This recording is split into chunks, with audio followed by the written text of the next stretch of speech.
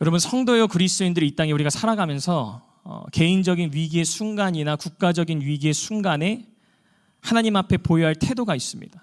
그것이 무엇일까요? 하나님 앞에 바로 엎드리는 겁니다. 아멘. 우리의 인생의 위기가 찾아왔을 때, 우리 가정이나 나의 비즈니스나 내가 하는 사업이나 우리 교회 가운데, 특별히 이 나라 이민족 가운데 위기가 찾아왔을 때 성도여 그리스도인들이 하나님 앞에 바로 즉각적으로 보여야 할 태도는 엎드리는 겁니다. 아멘. 여러분, 그런데 오늘날 많은 성도여 그리스도인들이 위기의 순간에 사람의 도움을 찾습니다. 나를 도와줄 사람이 어디에 있는가? 누가 나를 도와줄 수 있을까? 세상에 능력 있고 힘 있고 빽 있고 권세 있는 사람 찾아다니려고 합니다. 근데 여러분, 성경의 말씀이 아무리 찾아봐도 하나님의 말씀 보면 하나님의 위대한 선지자 하나님의 사람들은 위기가 찾아왔을 때 하나님 앞에 엎드리는 거예요. 아멘. 고백하죠. 하나님 앞에 엎드려야 합니다. 아멘. 여러분, 저는 지혜로운 그리스도인들은 하나님 앞에 엎드릴 줄 아는 사람이라고 생각합니다. 내 삶에 문제가 생겼을 때 내가 막 나의 능력으로 해보려고 노력하고 도움을 찾아다니고 이게 아니라, 내 문제가 생겼을 때, 가정의 문제가 생겼을 때 하나님 앞에 엎드리는 거예요. 교회의 위기가 왔을 때, 나라와 민족의 위기가 왔을 때 우리가 목소리를 내기 전에 하나님 앞에 엎드려야 되는 거예요. 아멘. 여러분, 그러므로 오늘날 이 시대 가운데에 정말 어렵고 힘든 시간을 우리가 살아가고 있습니다. 국가적인 위기입니다. 사회, 경제, 문화, 모든 국방, 모든 분야에서 위기라고 얘기합니다. 여러분, 그때 우리가 뭘 해야 될까요? 엎드려야 되는 거예요. 아멘. 하나님의 도움을 구해야 되는 겁니다. 어떤 한 사람이 영웅과 같이 나타나서 이 나라 이민족을 변화시키는 게 아닙니다. 어떤 정당이 변화시키는 게 아닙니다. 어떤 위대한 사람이 변화시키는 게 아닙니다. 하나님이 이 나라를 변화시키는 거예요. 그럴 때 우리가 하나님 앞에 먼저 엎드려야 되는 거예요. 아멘. 우리의 가정에 위기가 왔을 때, 나의 비즈니스, 모든 삶에서 문제가 왔을 때 우리는 엎드릴 수 있어야 되는 줄 믿습니다. 여러분, 오늘 성경의 말씀을 보게 되면 오늘 로마 교회에도 위기가 찾아옵니다. 헬라 그리스도인들과 유대 그리스도인들 안에 교회 안에 분쟁이 생겨요. 유대 그리스도인들은 계속 율법과 율례를 따지면서 너희들이 받은 구원, 그것만으로 부족하다. 예수의 이름으로 구원만 부족하고 너희가 다시 율례 안에 들어가야 되고 할례 받아야 되고 정통을 지켜야 된다라고 말해요. 그러니까 교회의 시대에 오직 예수, 오직 복음이 아니라 계속 율례와 전통을 얘기하는 거예요. 여러분, 그런 분쟁들이 계속 일어납니다. 로마 교회는 여러분, 우리가 아는 것처럼 자생된 교회예요. 처음에는 유대 기독교인들이 세웠지만 나중에 헬라 기독교인들이 그 자리를 채우기 시작합니다. 어쩌면 오늘날의 모습과 동일해요. 교회 안에서도 갈등이 있는 모습, 한 몸, 한 공동체를 이루면서도 계속 교회 안에 분쟁이 일어나고 다툼이 일어나는 오늘날 교회와 비슷한 거예요. 근데 그 위기의 순간에 바울이 뭐라고 얘기하냐면, 우리가 이렇게 분열하고 싸우고 다투어야 될 것이 아니라 우리가 그리스도의 한 몸이고, 할렐루야, 주님 안에 하나 된다는 거예요. 여러분, 이 어려운 시기 가운데에 교회가 분쟁하고 어려워지고 나라와 민족이 어려워질 때, 여러분, 바울은 무엇을 얘기하냐면 우리가 그때 주님 앞에 엎드려야 된다는 거예요. 할렐루야. 오늘 본문에서 이렇게 얘기합니다. 로마서 11장 1절에서 2절 말씀 우리 함께 읽어보겠습니다. 시작. 그러므로 내가 말하노니 하나님이 자기 백성을 버리셨느냐? 그럴 수 없느니라. 나도 이스라엘이뇨 아브라함의 씨에서 난 자요 베냐민 지파라. 하나님이 그 미리 아신 자기 백성을 버리지 아니하셨나니. 2절입니다. 너희가 성경이 엘리야를 가리켜 말한 것을 알지 못하느냐? 그가 이스라엘을 하나님께 고발하되. 아멘. 여러분, 1절 말씀에 뭐라고 얘기해요? 나도 이스라엘 유대인이라는 거예요. 그러니까 교회 안에 분쟁이 일어납니다. 이방 민족과 다툼이 일어나요. 그러니까 바울이 뭐라고 중재하는, 나도 유대인이고 베냐민 지파의 사람이고 나도 이스라엘의 민족이야. 그런데 나는 오늘 분명히 믿는 것은 하나님은 어떤 유대인이나 헬라인만을 위한 하나님이 아니라 온 열방과 민족을 위한 하나님이시고, 아멘. 하나님은 자기의 백성을 버리실 수 없다라는 거예요. 여러분, 오늘날 이 시대를 바라보고 있으면 위기의 순간이라고 얘기합니다. 어쩌면 이 시대를 바라보면 하나님이 이 대한민국을 벌하고 징벌하고 계셔. 이 대한민국 이제 버리실 거야. 여러분, 저는 그렇게 믿지 않습니다. 하나님은 당신의 민족을 버리지 아니하십니다.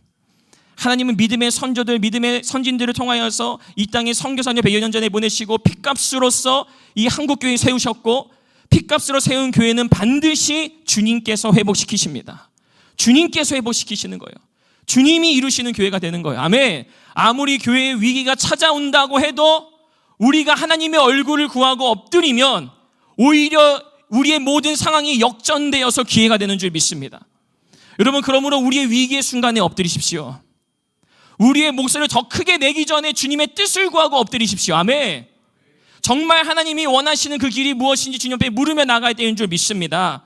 여러분, 오늘 바울이 오늘 초대교회 로마교회 성도들 향해서 뭐라고 2절 말씀에 얘기했냐면, 하나님이 그 미리 아신 자기 백성을 버리지 아니하셨나니 너희가 성경이 엘리야를 가리켜 말한 것을 알지 못하느냐. 그가 이스라엘을 하나님께 고발하되 라고 얘기해요. 여러분, 우리가 알고 있는 열왕기상 17절, 열왕기하 17장 말씀에 보게 되면 아합의 왕이 세워집니다. 북이스라엘 아합 왕은 악한 왕 중에 대명사입니다. 그 아합 왕이 얼마나 악했냐면 바알과 아세라 신성교예요. 하나님의 말씀 잃어버려요. 하나님의 성전 완전히 다 회파시켜요. 하나님의 말씀 버려요. 그러니까 완전 극악하게 하나님 대적하는 거예요. 그 어려운 때에도 하나님께서 뭐라고 다시 말씀하셨냐면 내가 기도한 사람 7천을 남겨뒀다는 거예요. 아멘. 성경이 이렇게 얘기합니다. 열왕기하 17장 16절 17절 말씀, 얼마나 그들이 패역하는지 성경은 말해주는데요. 읽어보겠습니다. 시작. 그들이 하나님 여호와의 모든 명령을 버리고 자기들을 위하여 두 송아지 형상을 부어 만들고 또 아세라 목상을 만들고 하늘의 일월 성신을 경배하며 또 바알을 섬기고 또 자기 자녀를 불 가운데로 지나가게 하며 복술과 사수를 행하고 스스로 팔려 여호와 보시기에 악을 행하여 그를 경노하게 하였으므로. 아멘. 여러분, 16전에 바알과 아세라 신, 제가 깊이 설명드리진 않지만 남신과 여신이죠. 이들은 당시 바알과 아세라 신이 영적 음란에 빠져서 그들이 서로 막 접신하면서 성교하고 집단 이렇게 섹스하고 하면서 그걸 보고 바알 신이 흥분하여서 비를 내린다고 믿었어요. 완전히 음란의 영이 판치는 거예요. 그런 시대입니다. 음란의 끝에 가 있는 시대예요. 근데 17절에 전 이 말씀을 읽으면서, 아니 그 세대만 범죄하여서 타락하면 되는데, 그렇잖아요. 그 세대만 범죄해서 타락하면 되는데 17절 말씀에 뭐라고 하냐면 또 자기 자녀를 불 가운데 지나게 하며 복술과 사수를 행하고 라고 얘기해요. 그러니까 다음 세대까지 원수의 영이 판치게 하는 거예요. 여러분, 어쩌면 오늘 이 시대를 말하는 것 같습니다. 동성애를 조장해요. 사회적으로 이게 인권이라고 얘기합니다. 그래, 좋습니다. 그 사람들, 그 세대까지 그렇게 그들의 선택이라고 얘기하면 되는데 다음 세대까지 교육합니다. 다음 세대까지 영적 음란에 빠지게 만드는 거예요. 그러니까 그 시대나 오늘 시대 동일합니다. 그때 그 악한 시대에 성경 말씀에서 뭐라고 얘기하느냐. 로마서 11장 3절 4절 말씀 함께 읽어보겠습니다. 로마서 11장 3, 4절 말씀 있습니다. 주여 그들이 주의 선지자를 죽였으며 주의 제단들을 헐어버렸고 나만 남았는데 내 목숨도 찾았나이다 하니 그에게 하신 대답이 무엇이냐. 내가 나를 위하여 바알에게 물을 끓지 아니한 사람 7,000명을 남겨두었다 하셨으니. 아멘. 바알에게 무릎 꿇지 아니한 7,000명을 남겨두었다 하셨으니. 아멘. 7,000명 남겨두신 거예요. 아무리 악한 왕이 세워지고요, 악한 시대라고 하고 국가적 위기라고 하고 모든 것이 다 끝난 것 같아도 하나님이 그 시대에 엎드릴 수 있는 사람을 구별해 놓으신 줄 믿습니다. 이 나라 이 민족이 위기라고 아무리 얘기하고 우리 교회나 한국교회가 위기라고 아무리 얘기해도 여러분, 이 자리를 사수하여 기도하는 하나님의 사람을 숨겨둔 줄 믿습니다. 여러분, 그렇다면 오늘 이 위기의 순간에 누가 바알에게 무릎 꿇지 않은 사람인가? 하나님에게 엎드리는 사람이다. 아멘. 그 사람이 여러분이 되길 예수님의 이름으로 간절히 축원합니다. 우리 고백할 하나님 앞에 엎드립시다. 하나님 앞에 엎드리시다. 요즘 뉴스만 틀면 저는 스트레스 받습니다. 스트레스가 막 와요. 보기가 싫어요. 그래서 일부러 뉴스 안 봅니다. 잘 안 보려고요. 왜냐? 국가적인 위기, 경제적으로 폭망하고 있죠. 외교적으로나 국방으로나. 여러분, 위기입니다. 이거 정말. 다른 국가들은 국제정치학적으로 우리나라를 지금 불안전한 국가로 보고 있죠. 근데 여러분, 그럼 우리나라가 망할 수 있느냐? 아니라는 거예요. 아무리 악한 때에도 어려운 때에도 엎드려 기도하는 사람들을 통해 하나님께서 회복시키십니다. 오늘 성경이 그 말씀을 하고 있는 겁니다. 로마 교회에 위기가 왔어요. 그 위기의 순간에 바울은 말합니다. 아합 왕의 시대에도 저렇게 왕이 나서서 바알신 아세라신 섬기고 국가와 국민들 자체가 완전히 타락했을 그때에도 하나님 앞에 엎드려 기도하는 자를 하나님께서 배치해 놓으셨다. 아멘. 오늘 이 시대가 아무리 어려워도요, 여러분, 하나님 앞에 무릎 꿇는 자를 통하여 일하시는 줄 믿습니다.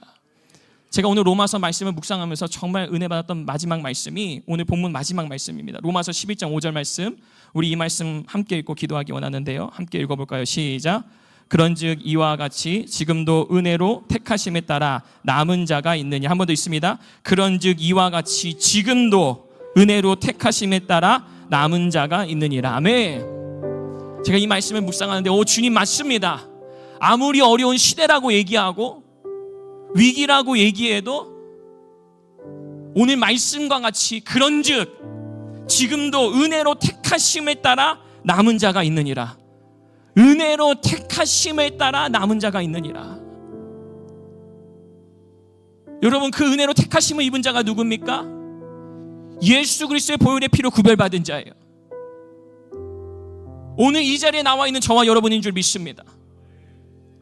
누가 나라와 민족을 위해 기도할 수 있습니까? 그리스도인들이 기도해야 되는 거예요. 예수 믿는 자들이 기도해야 되는 거예요. 에스더 말씀에 보게 되면 모르드게가 그 민족적 위기가 왔을 때 베옷을 입고 죄를 뒤집어 쓰고 성문 앞에 나가서 기도합니다. 사람을 보내서 에스더에게 말해요. 에스더가 얘기합니다. 나를 위하여서 3일 동안 금식하며 기도하라. 나도 죽으면 죽으리라 하고 기도하리라. 아멘. 여러분, 그 사람이 바로 은혜 입은 자들입니다.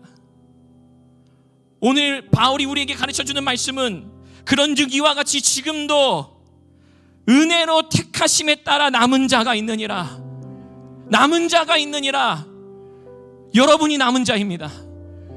우리가 기도할 때입니다.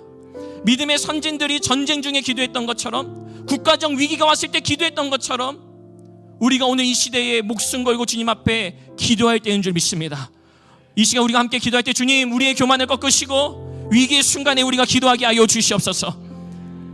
우리의 인생의 때만이 아니라, 우리의 교회의 때만이 아니라 국가적인 위기의 순간에 나의 일처럼 여기며 기도하게 하여 주시옵소서.